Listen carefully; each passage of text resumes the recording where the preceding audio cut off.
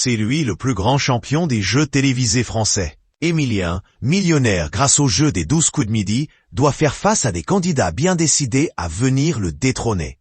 Mais pour le jeune homme, hors de question de laisser sa place. Pourtant, depuis quelques semaines, une rumeur sur son possible départ fait parler sur la toile. En effet, selon le journaliste People Clément Garin, il ne reste plus que quelques semaines à Emilien. Mais c'est vraiment une réalité?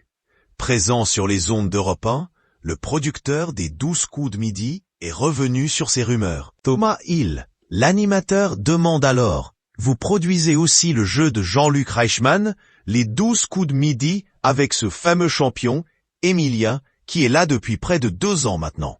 Est-ce qu'il ne serait pas temps d'envoyer face à lui des candidats de son niveau ?»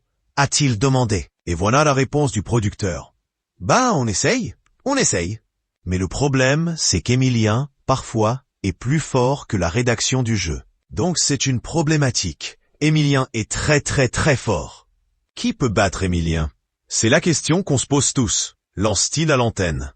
Ainsi, pour l'instant, aucune confirmation du prochain départ d'Emilien, des 12 coups de midi.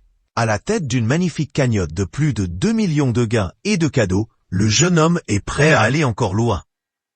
Interrogé sur le plateau de 7 à 8, Emilien donnait des informations au sujet de son rapport à l'argent.